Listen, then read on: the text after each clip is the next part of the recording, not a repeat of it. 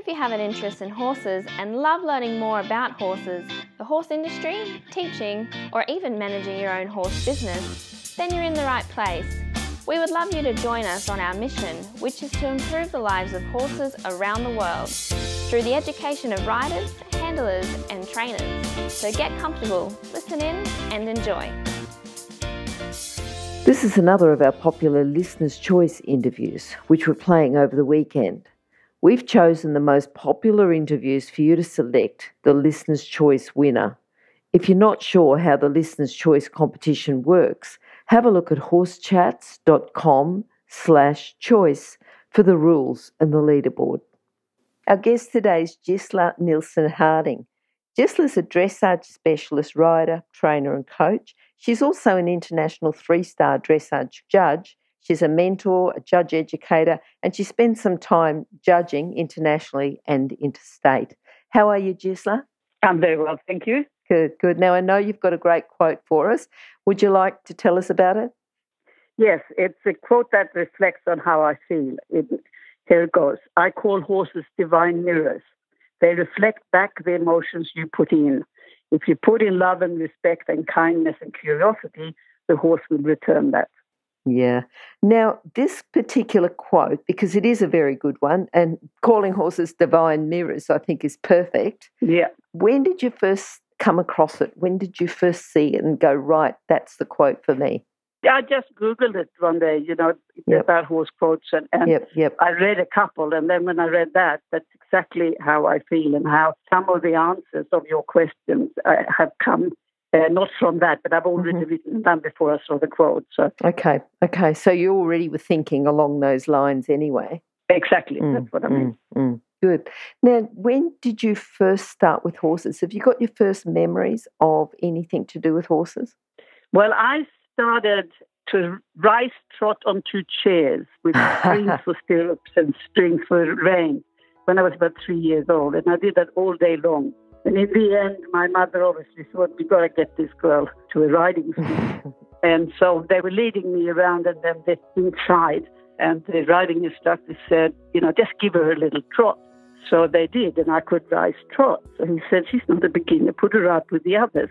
But of course, my chair never negotiated a corner. So in the first corner, I fell off.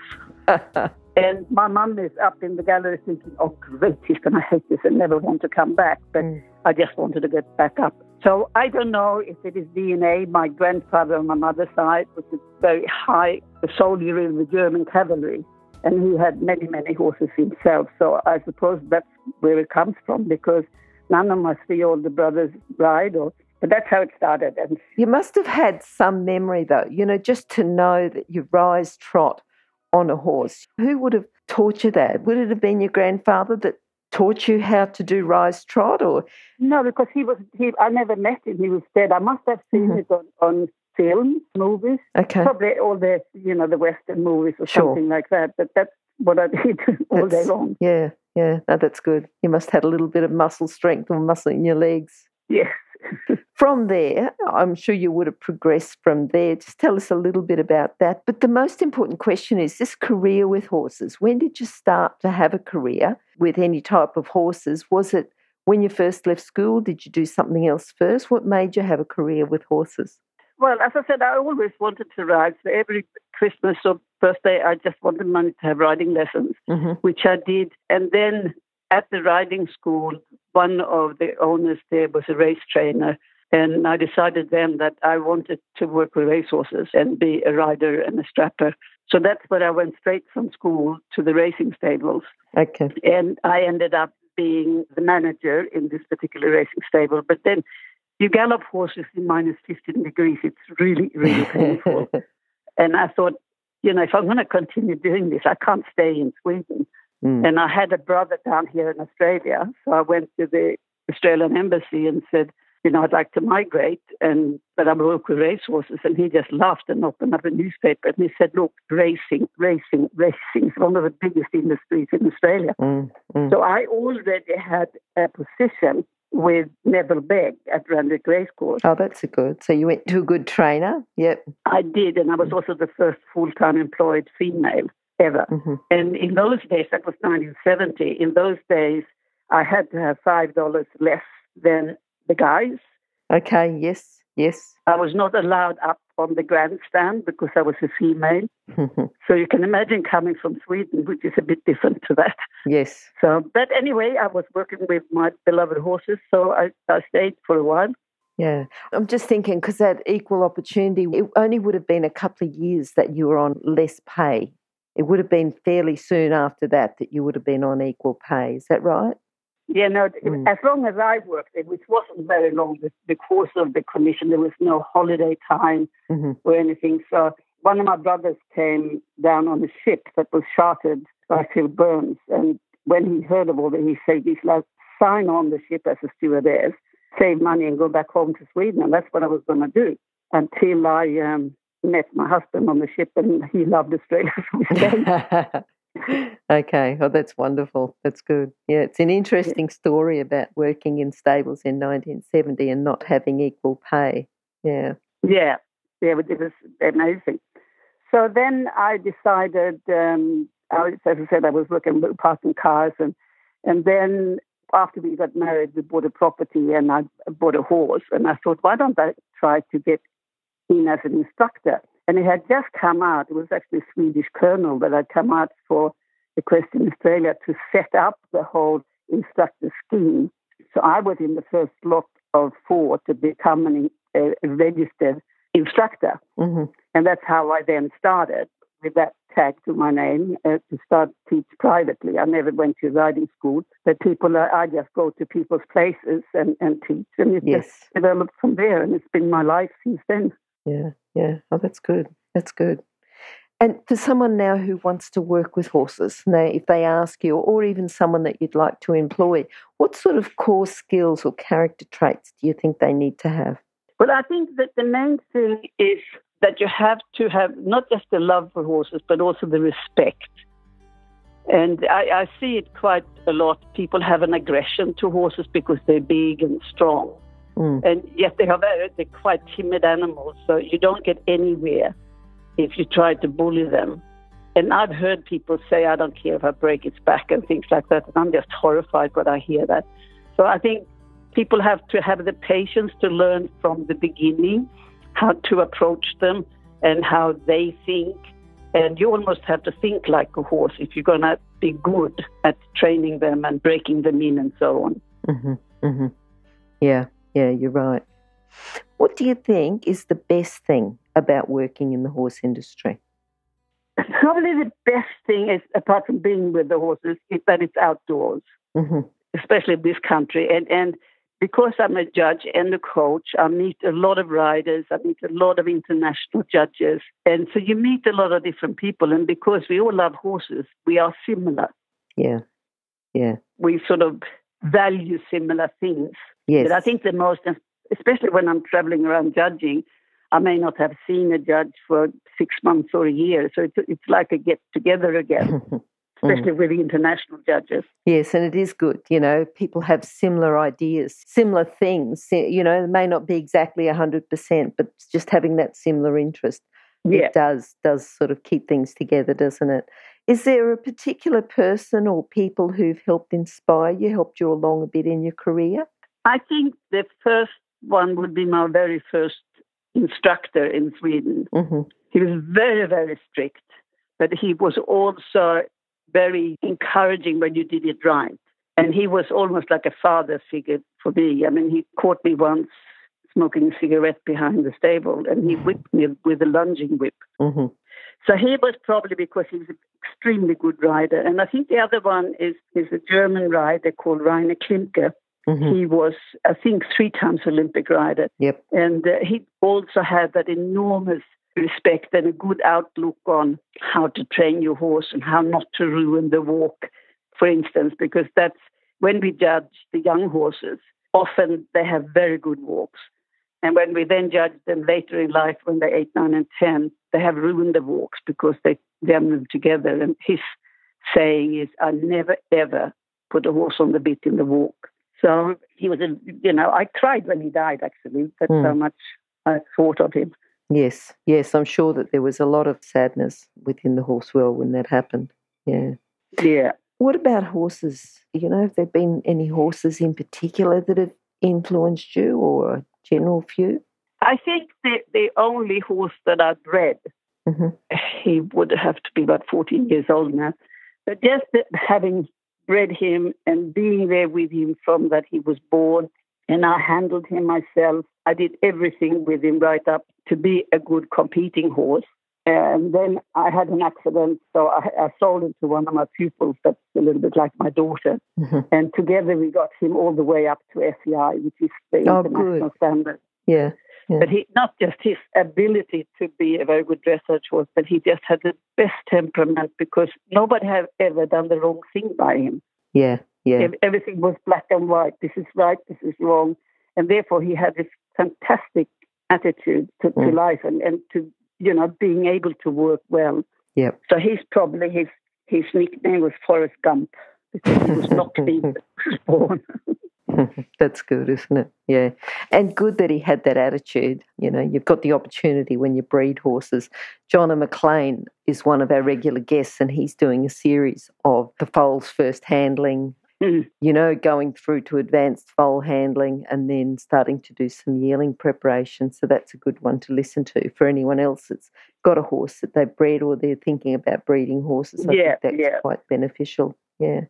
Now, that horse that went on to FEI, was that your proudest moment, or have you got something else that you'd like to talk about? I think my proudest moment was when I became an international judge in 2001. Yep. Because back then it was a huge, it still is a big step to be accepted as an international judge. But I think when I came home from New Zealand and I got a letter saying I've been accepted, I thought, wow. Because when you start judging at the lower levels, I just started because I thought, well, I expect one or two judges to sit there and judge me without being paid. When it's sort of giving back, isn't it? Giving back into the sport. Give something back to the sport. Yep. And when I started, I never dreamt I was going to go all the way to international. So that was probably one of the proudest moments that I did. Yeah. No, that's good. That's good. So up until now, you had a challenge. I know working, I'm sure you would have had a couple of challenges. What do you think's been your biggest challenge?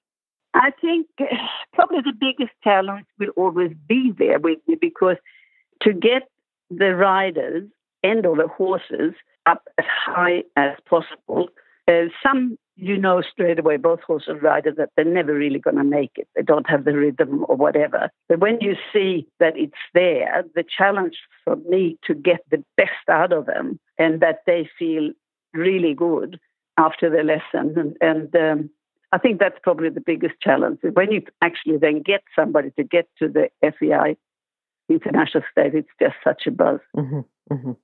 Okay, now what would you say if there's a coach out there that's got a potentially FEI rider, FEI horse, they want to do the right thing, what sort of guidance would you give them so that they can continue to train that potential, rider with potential FEI, a horse with potential FEI that can go FEI, what would you say to them as a mentor, as a coach mentor almost, to help them along the way?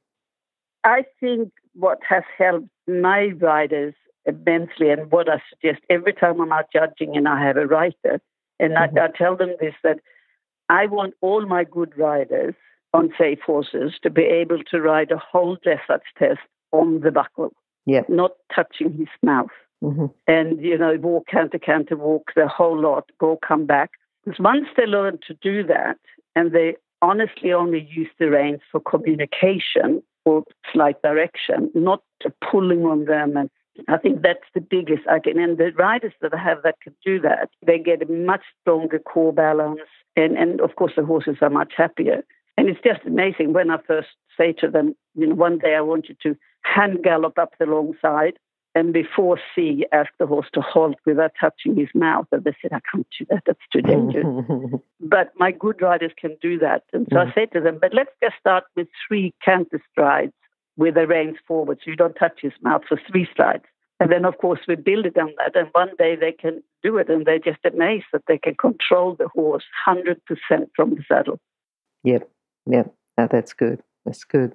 I want you to think about taking your riders now on to judging, a common fault that you might see as a coach, but then you see as well as a judge. It probably is the same thing about the hands and the connection. Mm-hmm. And I was judging yesterday, and I saw it often, and I commented on it often. They jam the horses up in front so much that they get totally stiff in the back, and therefore the hind legs can't come through and work under. Mm. And some, horses are such nice people. If it was me, I'd probably buck them off if they did that. But most horses don't. They just take it and go there with a hollow back, which must be terribly uncomfortable. Yep. And I often say on my dressage papers, allow more forward elastic contact. And I think that's the biggest problem that we have. And a lot of riders don't understand what collection is. They think if I pull him in the front end so he has a really short neck, he's collected. Unfortunately, there must be a lack of very good trainers as well, because we shouldn't see as much of these bad habits as we do. Wait, can you hear anything? No? That's because we're waiting for someone with a good quality horse product to be advertised here. If that's you, then contact us, horsechats@horsechats.com, and we'll send you the details. Thanks.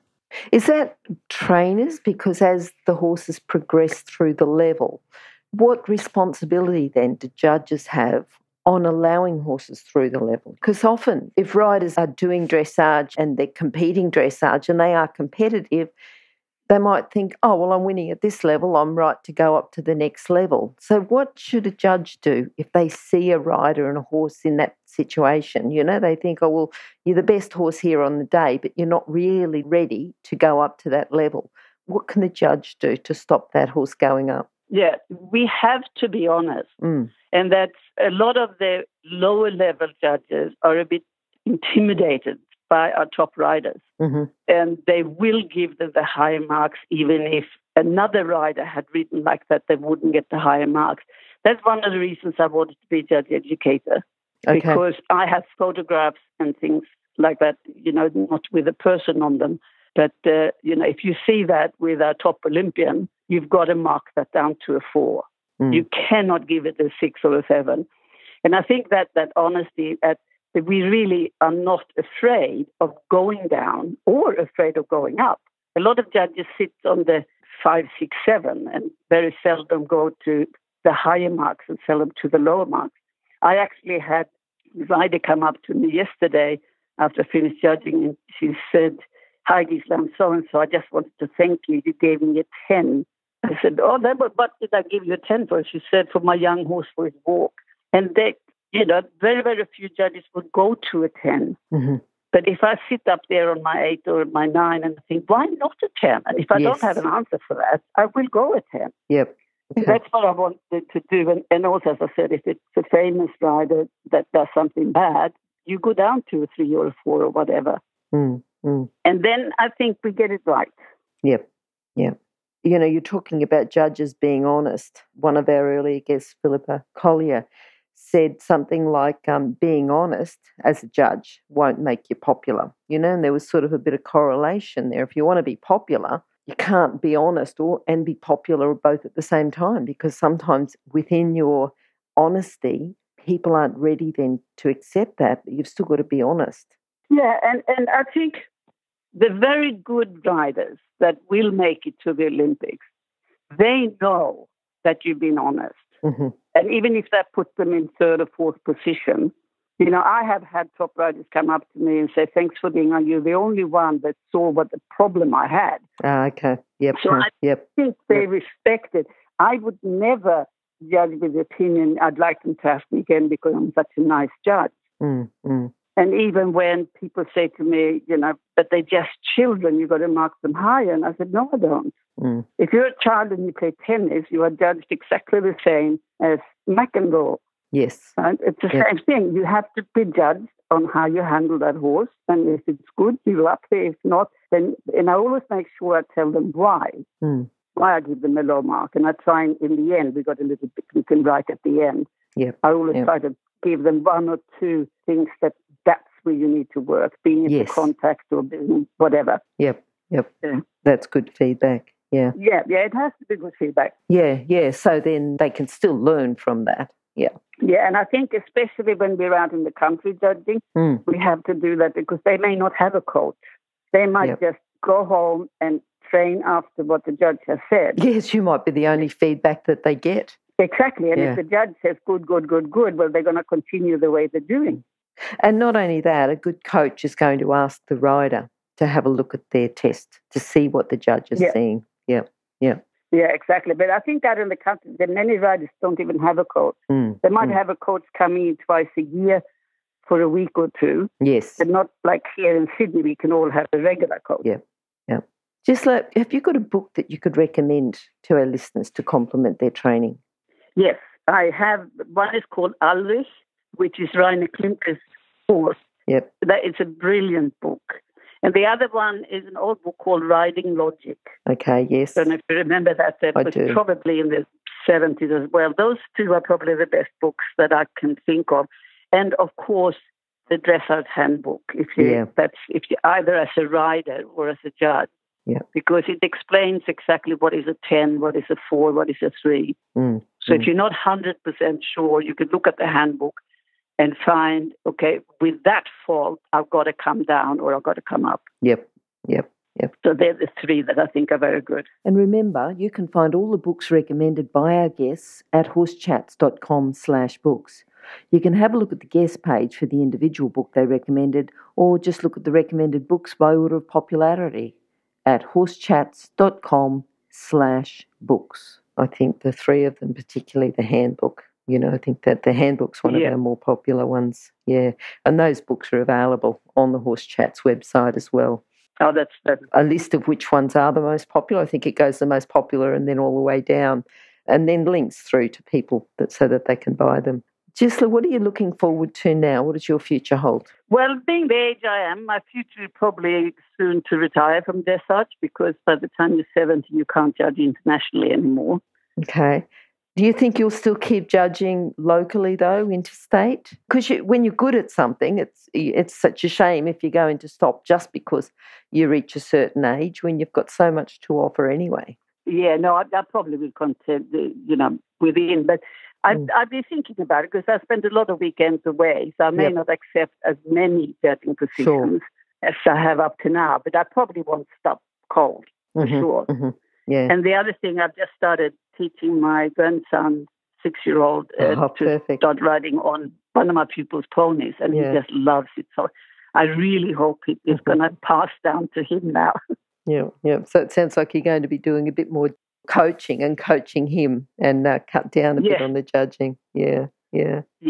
Okay. And Gisela, can you summarise your philosophy with horses in a couple of sentences, please? Yeah. So I think it all comes back to the respect, and also that I think everybody that handles the right horses should learn to listen to them. Mm-hmm. They always try to tell us what is wrong or what is right. But if we don't try to learn to hear that and understand them, so I think the philosophy, if you really want to get the most, like a best friend in horses, when they do something that might be pleasant or not pleasant, try to figure out what did he just say, right? Yep. So that you learn all the time, you learn. And my son, when he was little, he used to say to me, Mum, how come you can talk to all the animals? And it's one of the biggest compliments I've ever had. Yeah. Because he thought I actually could do it when he was little. So but it's what I try to do, and all the time listen to what are they trying to communicate to me. And hopefully most of the time is that I'm happy here. Yes. Yeah. If they can say that, then that's good feedback for you then, isn't it? As a trainer. Yeah, and I say that to all my pupils, whenever you say good boy to your horse, make sure you pat yourself on the head, because you were the one that caused him to be good. Yes. It was only through your riding or your training. So whenever you say good boy, I'm good too. I did that. So take a little pride of that, because I think we're all very strict on ourselves. It's easy not easy to praise, I think. Yeah. All right, Gisela, how can people contact you? Probably through Dressage New South Wales Judges List. Mm-hmm. Or EA's coaches list.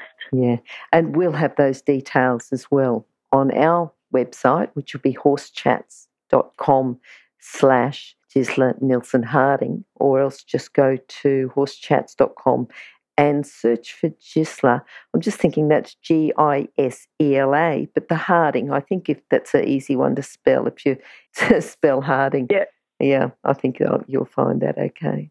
All right. Gisela, wonderful talking to you today. I think very interesting. I really liked your point of view, from the judges and about judges being honest, not worrying about being popular, and just giving the riders the right feedback, but also, the way that you like within your training to give the horses the right feedback. I think that's been very good. So thank you for talking to us today, and hopefully we'll talk to you again sometime soon. Okay, and you will put Gisela Nilsson-Harding, won't you? Yes, we'll put down horsechats.com/Gisela Nilsson-Harding. But if someone goes and just searches for Harding, they'll find your interview. Oh, okay. Yep. Okay. Yep. I see what you said, yeah. Okay, thank you. Okay, thank you very much. Okay. Thanks a lot. Okay, bye. Now, if you're still there, you probably know that I'm absolutely passionate about education within the horse industry. That's why I host this podcast. My other venture is Online Horse College. Have a look now at onlinehorsecollege.com and I'll see you over there. Remember that our comments and instructions are general in nature and do not take into consideration your individual horses or your individual ability and circumstances. If you enjoyed this podcast, then please leave your comment below.